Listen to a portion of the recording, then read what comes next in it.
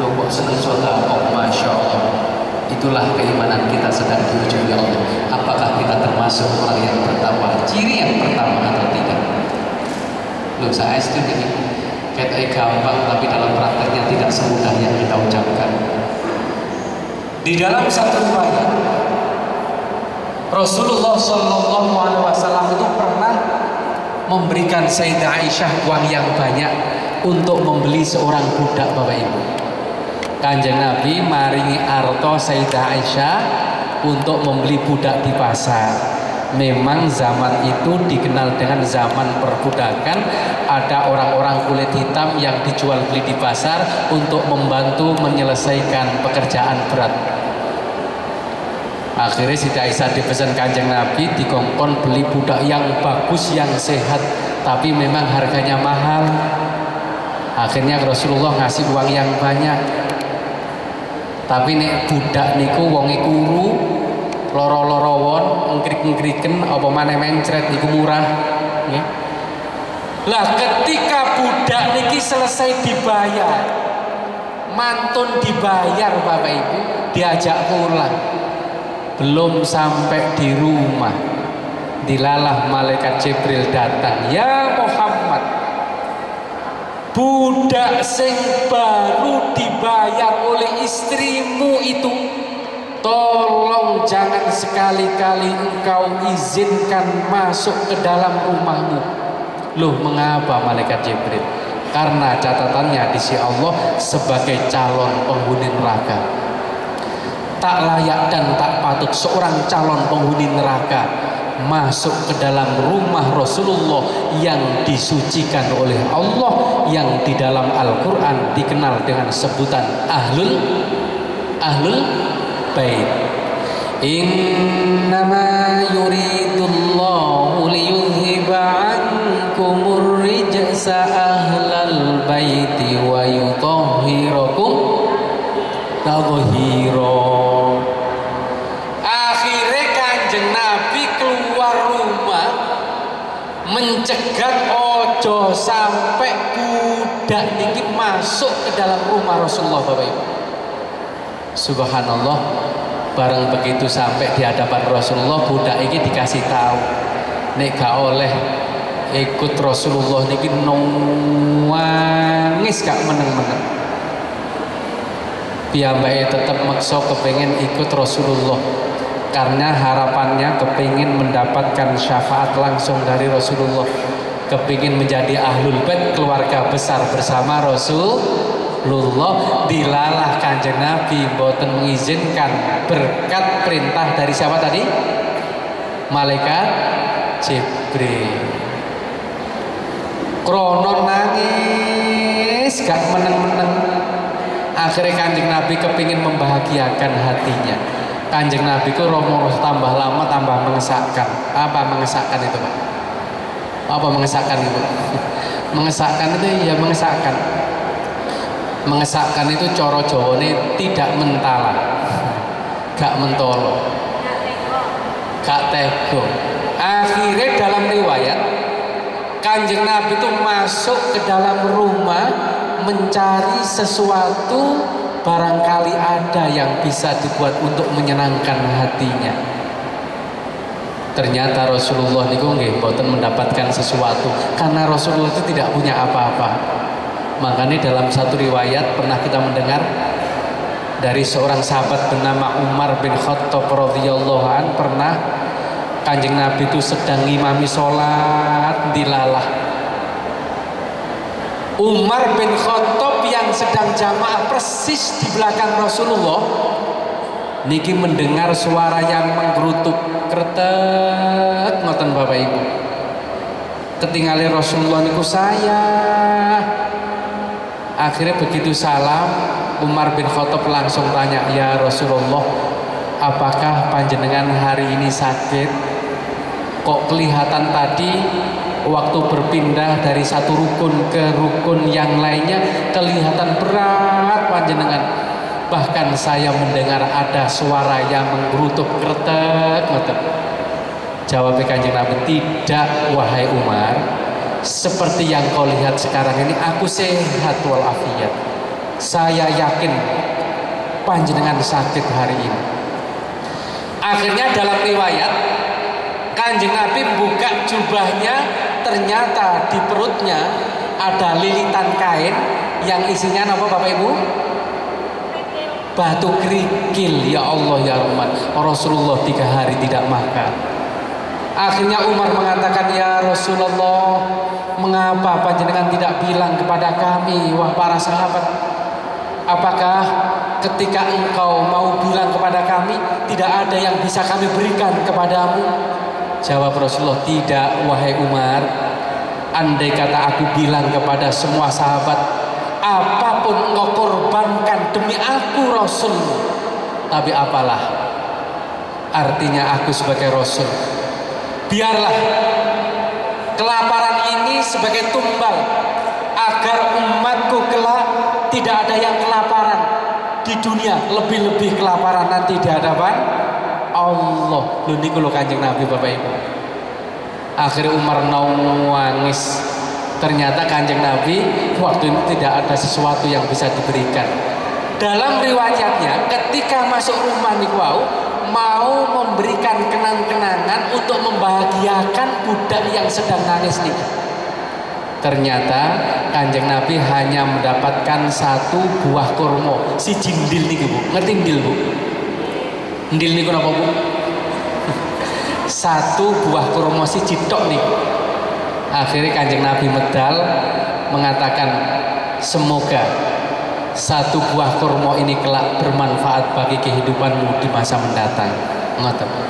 Akhirnya budak niki pamitan mulih, dimerdekakan, dibebaskan Kanjeng Nabi, tapi sambil nangis nggo tengah dalan. 1 buah kurma dari Rasulullah niki Bapak Ibu kemudian dikrikitinya. Napa dikrikitinya nih? Dikrikitinya itu ya dikrokotinya.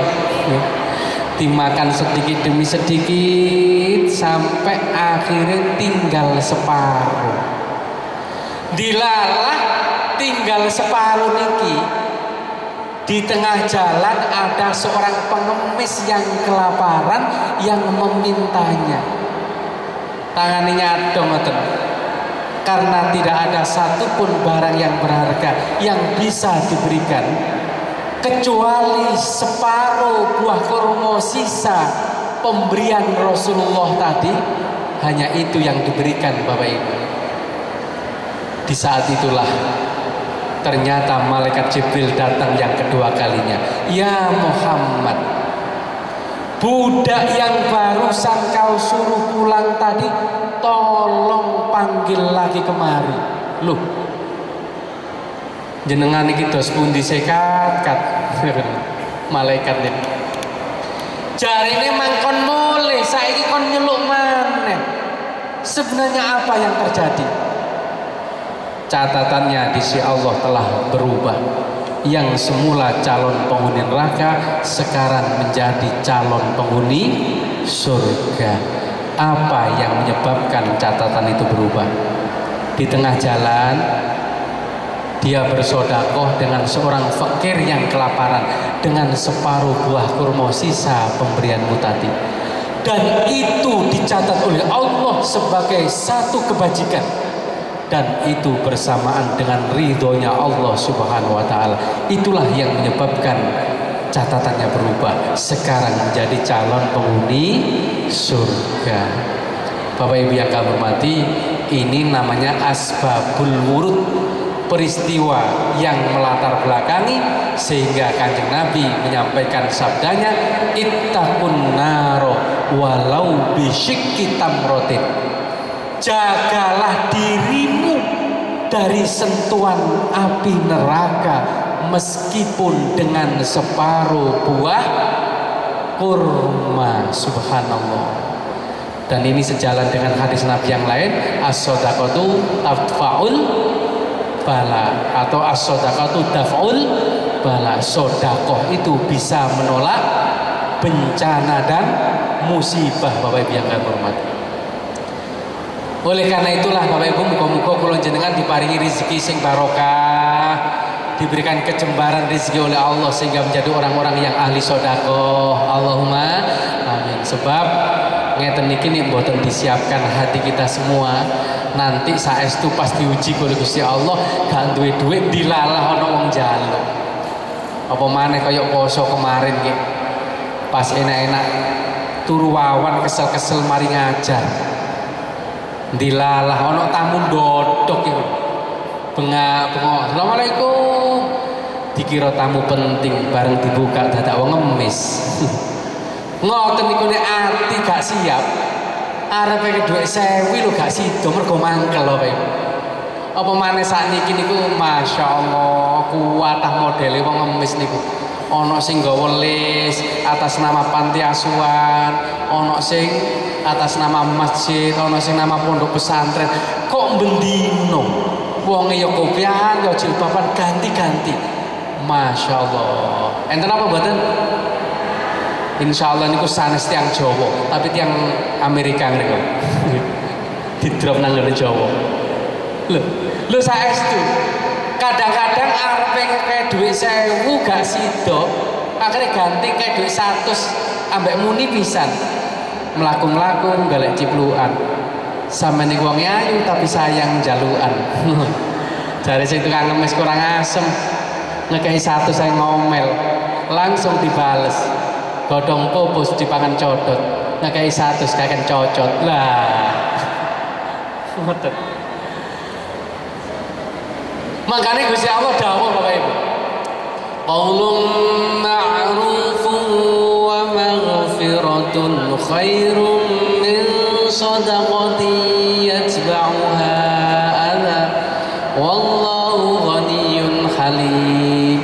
Ucapan yang baik yang melegakan hati orang banyak itu jauh lebih mulia daripada sedekah tapi diikuti dengan kata-kata yang menyakitkan hati. Makanya muga-muga kula jenengan sedekahnya berapapun besarnya ya dicatat oleh Allah sebagai kebajikan dan bisa menyelamatkan kita dari bencana dan musibah baik di dunia maupun di akhirat kelak. Allahumma amin. Itu yang pertama. Yang kedua Bapak Ibu, orang yang bertakwa yang akan disediakan surga luasnya seluas langit dan bumi adalah wal kadhiminal ghaidho. Orang yang mampu menahan amarah di saat emosi sedang memuncak. Orang yang mampu menahan amarah di saat emosi sedang memuncak disebut yang sapa? Yang sabar. Yang ketiga wal afina 'anin nas, yaitu orang yang mudah memaafkan kesalahan orang lain. Bapak Ibu, dadi wong sabar itu subhanallah tidak semudah yang kita ucapkan. Lho saestu apot kula dhewe ngantos saniki dereng saged dadi tiyang sabar. Mangkane ngaji niki terus terang kula niati watawasau bil haqqi watawasau bis sabr, saling mengingatkan. Muga-muga kula jenengan diparingi kekuatan iman lahir dan batin oleh Allah sehingga saged dadi tiyang sabar. Allahumma amin. Ya Allah, makanya kaya ngaji ngeten iki Bapak Ibu, bojo kula arepe melok mboten angsal kalih kula. Sebab napa? Sebab engko nek mulih biasae dititeni ya. Pas nuring-nuring ngoten niku.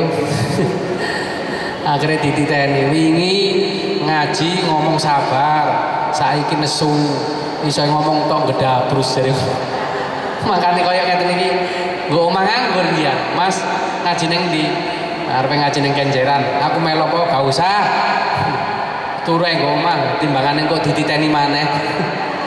Ngaji ngarepe bojo paling angel saestu. Subhanallah, coba ngerti rahasianya.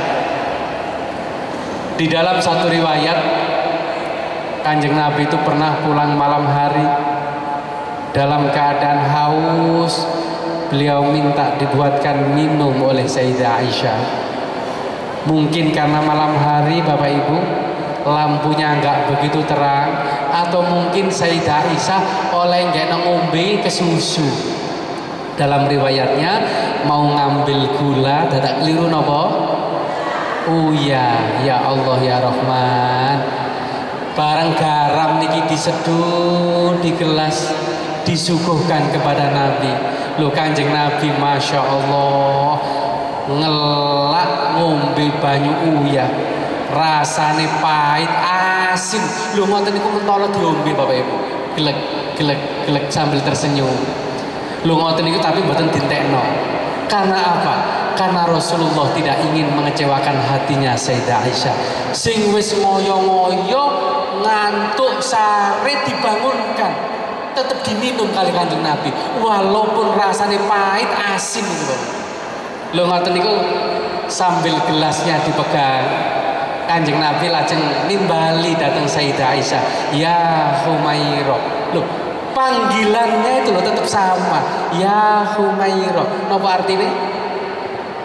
Wahai istriku yang wajahnya kemerah-merahan. Memang dalam riwayatnya Bapak Ibu, krono saking putih Siti Aisyah sampai wajahnya kelihatan merah. Jadi merahnya itu bukan karena make up asli memang Bapak Ibu. Lah saat niki niku enten make up warnanya abang ditaruh di pipi walaupun wong ireng. Itu karepe ya ben ayu kaya Siti Aisyah. Nggih. Lha sakniki kan kadang make up warnanya merah ditaruh di pipi. Nggih napa mboten? Kadang-kadang Bapak Ibu oleh ngekei kekandelen gak tambah ayu kaya arep main kethek oglek. Tapi demi menyenangkan suami, subhanallah, itu pahalanya luar biasa ini. Saestu. Mangkane ngapunten Bapak-bapak, menawi kula jenengan ditakdirno bojone gak patek bangir, ojo pisan-pisan diceluk sek-pesek. Ya. Panggillah istri kita dengan panggilan yang membuat mereka tersanjung. Seperti Rasulullah itu tidak pernah memanggil bojone niku dengan panggilan namanya. Jangkar cara Jawane. Siti Aisyah dipanggil napa? Ya Humairah. Makanya kalau jenengan nek duwe bojo gak patek bangir, aja bijangin panggil sek-pesek. Panggillah. Misalnya ngeten. Wahai istriku yang hidungnya mancung ke dalam. Cari bojone tak antem sandal kapok. Allah. Wassallallahu Muhammad. Ya Humairah, dawuh Kanjeng Nabi. Dalem ya Rasul. Engkau belum pernah menyuguhkan minuman selezat malam ini. Apa betul ya Rasul? Nek gak percaya cipono cari mboten. Ya Allah Bapak Ibu, banyu uyah begitu diunjuk Siti Aisyah nangis sambil minta maaf. Ya Rasulullah, pangapunten, saestu kula mboten sengaja. Napa dawuh? Tidak, ketulusan hatimu kata Rasulullah jauh lebih mulia di hadapan Allah daripada sekedar perbuatanmu. Apalah artinya perbuatan lahir kelihatan baik di hadapan manusia, tapi kalau tidak ikhlas karena Allah, dalam bahasa hadisnya niyatul mukmin khairum min a'malihi. Niatnya orang mukmin yang ikhlas itu jauh lebih mulia di hadapan Allah daripada perbuatan yang kelihatan baik tapi tidak ikhlas karena Allah. Niku Kanjeng Nabi Bapak Ibu. Ngapunten kula takon Bapak-bapak, kira-kira iso nglakoni napa mboten nggih? Masya Allah Pak.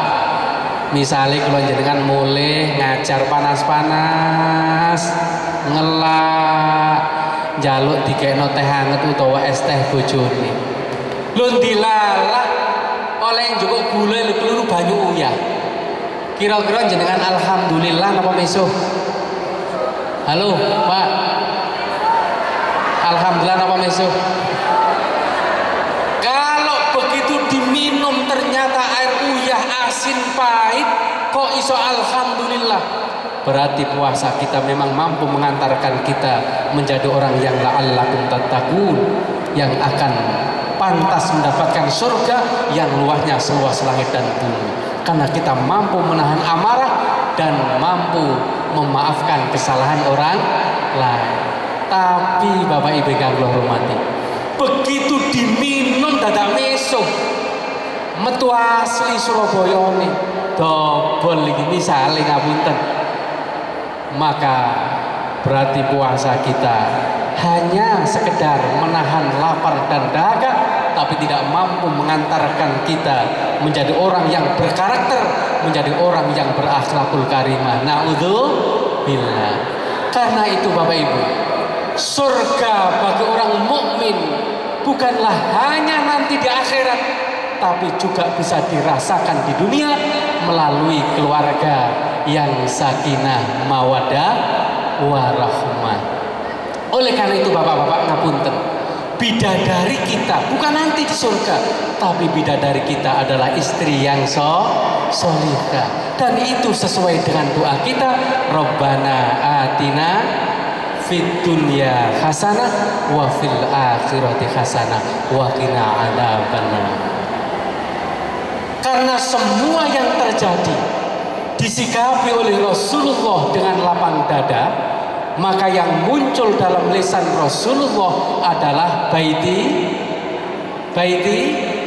rumahku adalah surga bagiku. Subhanallah. Bapak Ibu yang kami hormati, inilah keindahannya Islam, keindahan orang-orang yang sabar, dan merupakan salah satu ciri orang bertakwa. Karena itu mudah-mudahan barokahnya Ramadan, keluarga kita semua adalah menjadi keluarga yang sakinah, mawaddah, warahmah. Istri-istri kita menjadi bidadari surga bagi kita semua. Allahumma. Setiap manusia punya rasa cinta yang mesti dijaga kesuciannya.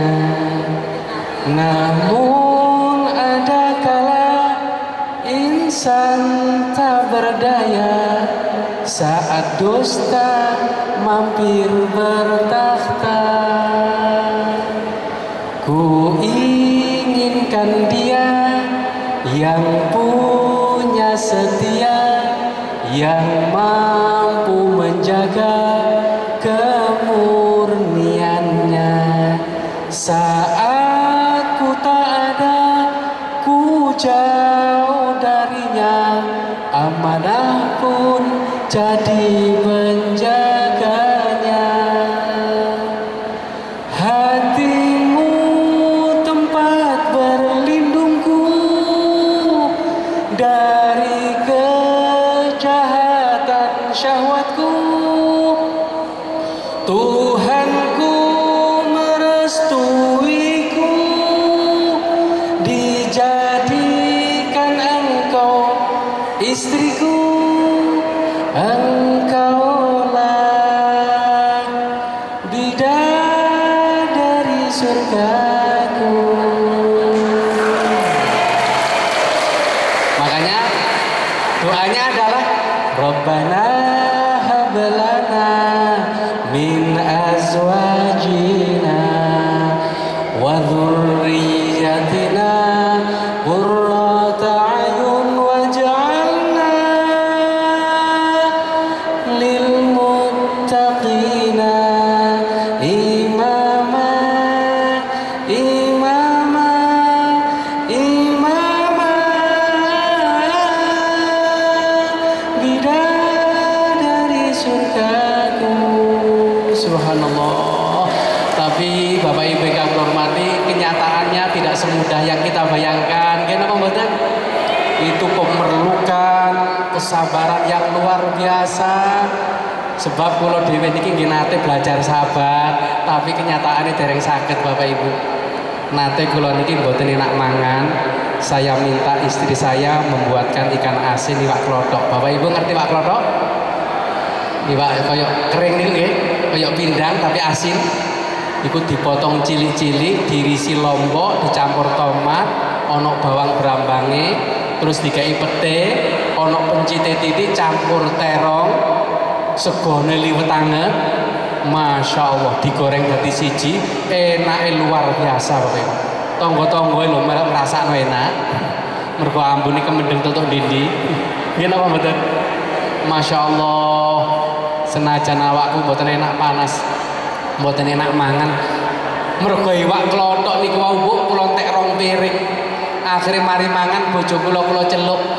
Maksud kula kepingin memuji istri saya seperti Rasulullah memuji datang Sayyidah Aisyah. Akhirnya kula takoni, "Dek, apa Mas? cek pintere sampean gelawan dina iki. Senajan aku adem panas lontek rong piring. Iya ta Mas. Alhamdulillah, muga-muga diparingi nang waras. Ngoten Bapak Ibu. Apa yang terjadi? Mari kula lem koyo ngoten niku. Saking senenge dadak akhire esuk sore bedokawan dikekno klotho. Ya Allah, akhir aku batin. Ya Allah, iki ngene tak lemane gatel kabeh keken klotho. Akhirnya suwe-suwe gak betah mplon dhewe aku. Ternyata mboten gampang ya. Karena itu mari kita akhiri dengan doa. Mudah-mudahan semua rangkaian ibadah puasa kita diterima oleh Allah Subhanahu wa taala dan mengantarkan kita menjadi orang yang sabar, yang mudah memaafkan kesalahan orang lain, dan rumah tangga kita semua menjadi rumah tangga yang sakinah mawaddah warahmah dan menjadi surga bagi kita semua. Allahumma amin. Al-Fatihah. A'udzubillahi minasyaitonir rajim. Bismillahirrahmanirrahim. Alhamdulillahirabbil alamin arrahmanir rahim maliki yaumiddin. Iyyaka na'budu wa iyyaka nasta'in. Ihdinas siratal mustaqim. Siratal ladzina an'amta 'alaihim ghairil maghdubi 'alaihim waladdallin. Amin. Allahumma shalli 'ala sayyidina Muhammad wa 'ala ali sayyidina Muhammad. Alhamdulillahirabbil alamin. Rabbana ighfir lana wa liwalidina warhamhum kama rabbawna shighara. Rabbana atim lana nurana ighfir lana innaka 'ala kulli syai'in qadir.